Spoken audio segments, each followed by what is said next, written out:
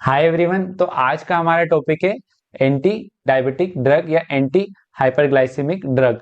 तो mnemonic series में हम इसको देखेंगे। तो निमोनिक के थ्रू पूरा क्लासिफिकेशन आपको याद हो जाएगा विद एग्जांपल, और जो कि आपके बहुत काम आने वाला है लाइफ लॉन्ग मेडिकल लाइफ में।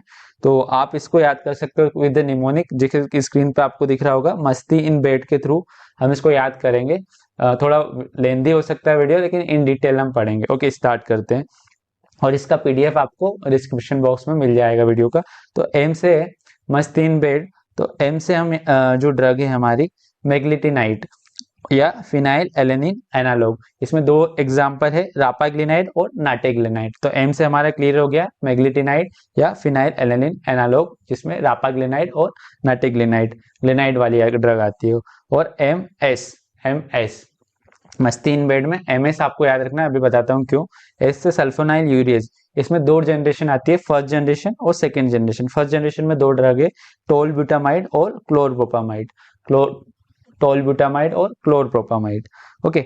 देन सेकंड जनरेशन में तीन ड्रग आती है, ग्लिबेनक्लेमाइड, ग्लिप्लाजाइड, ग्लिक्लाजाइड, ग्लिमेपिराइड। स्पेलिंग याद रख लेना आप, ग्लिबेनक्लेमाइड, ग्लिपिजाइड, ग्लिक्लाजाइड, ग्लिमेपिराइड।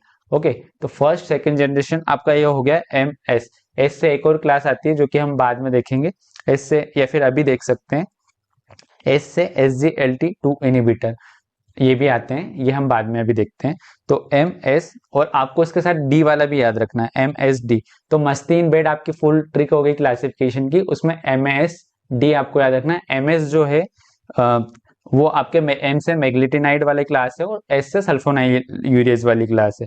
तो दोनों का एम एस का जो मैकेनिज्म एक्शन है वो पोटेशियम चैनल ब्लॉकर के थ्रू काम करता है, इसलिए बोल रहा है एम एस साथ में याद रखना है। एम एस जो आपका मास्टर ऑफ सर्जरी होती है एमबीबीएस के बाद।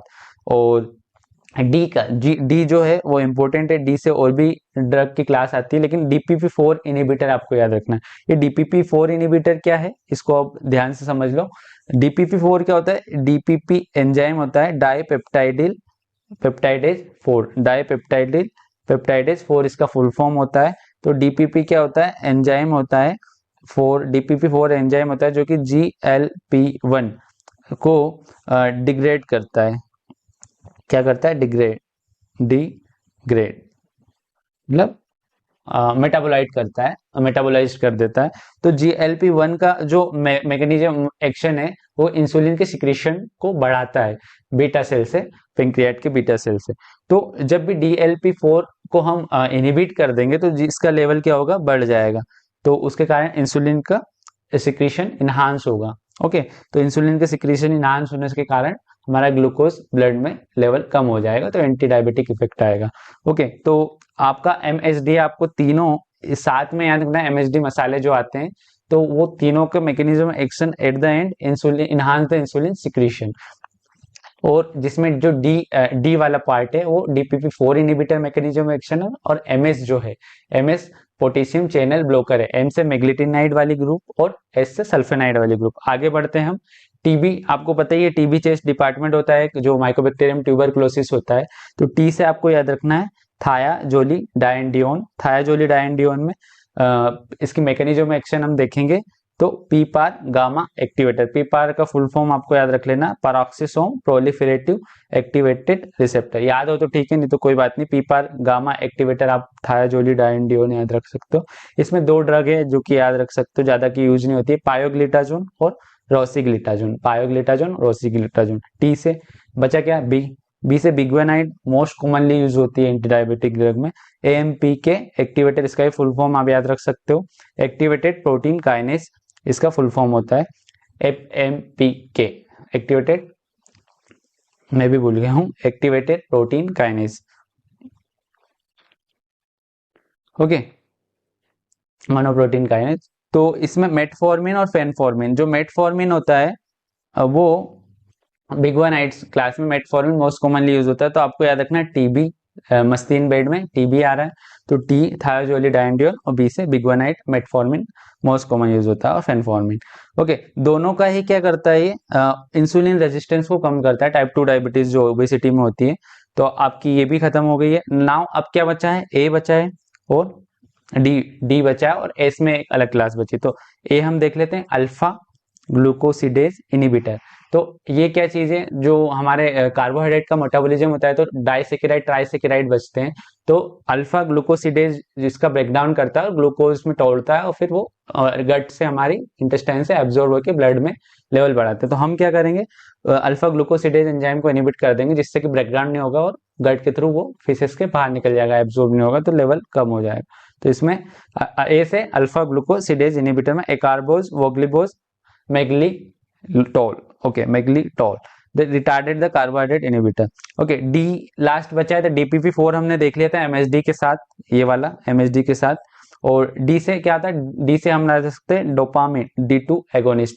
इसमें ब्रोमोक्रिप्टिन बहुत इंपॉर्टेंट ड्रग है, एग्जाम में पूछी गई है, वो याद रखना है आपको। देन एस से हमने क्या देखा था, MS देखा था, MSD देखा था।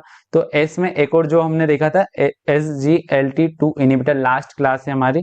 तो इसमें ये क्या होता है, जो हमारी किडनी होती है उसमें एक चैनल्स होते हैं, जैसे प्रोक्सिमल कन्वोल्यूटेड ट्यूब्यूल, वहां पर एक चैनल होता है SGLT2, उसका फुल फॉर्म सोडियम ग्लूकोज को ट्रांसपोर्टर, नाम से स्पष्ट है। और एक्टिवली ये एब्जॉर्ब करता है और ब्लड में इस ग्लूकोज का लेवल बढ़ाता है। तो हम क्या करेंगे, उसको ब्लॉक कर देंगे, तो वो ग्लूकोज जो है वो एब्जॉर्ब नहीं होगा ब्लड में, वो यूरिन के थ्रू बाहर निकल जाएगा, तो ग्लूकोसूरिया इसमें होता है। तो इसमें दो ड्रग आपको याद रखना इंपॉर्टेंट है, डापाग्लिफ्लोजिन और केनाग्लिफ्लोजिन, मिसलिनियस ड्रग भी हम कह सकते हैं। तो हमारा लगभग पूरा हो गया है, एक बार में मैं शॉर्ट में रिवाइज करवा देता हूँ। मस्ती इन बेड में MSD याद रखा है, MS साथ में याद रखा है, मेग्लिटिनाइड और सल्फोनाइड यूरियज। देन इसमें सल्फोनाइड यूरियज में दो क्लास हमने पढ़ी, फर्स्ट और सेकंड जनरेशन। उसमें मैकेनिज्म एक्शन हमने क्या देखा कि potassium channel blocker ATP potassium ATPase channel blocker को वो ब्लॉक कर देता है, तो उसके कारण से इंसुलिन का इनहांस होता है। डी से DPP4 इनहिबिटर देखा MSD के थ्रू। तो ये क्या करता है, इसमें एग्जाम्पल हमने डिस्कस नहीं किए थे DPP4 के। सीताग्लिप्टिन जितने भी होते हैं वो आते हैं, सीताग्लिप्टिन, लीनाग्लिप्टिन, विल्डाग्लिप्टिन, सेक्सा, टेनली, एलोग्लिप्टिन, जितने भी ग्लिप्टिन से वो आते हैं। ओके, तो इनका सबका मैकेनिज्म एक्शन अल्टीमेटली क्या होता है, MSD का enhance the insulin secretion. Then हमने फिर पढ़ा TB थायोजोलिडाइंडियोन, जिसमें दो पढ़े, पायोग्लिटाजोन, रोसिग्लिटाजोन। और बी से बिगवानाइड, और इसमें मेटफॉर्मिन और फेनफॉर्मिन पढ़ा आपने। फिर अल्फा से अल्फा ग्लूकोसिडेज इनहिबिटर पढ़ा हमने, एकार्बोज, वोग्लिबोज, मेग्लिटोल। और देन इसके बाद डी पढ़ा, डी में डी डोपामिन एगोनिस्ट में हमने ब्रोमोक्रिप्टिन पढ़ा, और SGLT2 में हमने डापाग्लिफ्लोजिन, मेटाग्लिफ्लोजिन, ओके सॉरी डापाग्लिफ्लोजिन और केनाग्लिफ्लोजिन। ओके, और भी होती है ड्रग, बाकी ये इतना आपने याद रख लिया तो आपका काम हो जाए। वीडियो पसंद आया तो लाइक शेयर सब्सक्राइब करना ना भूलना, और इसका PDF आपको डिस्क्रिप्शन में मिल जाएगा। Okay bye.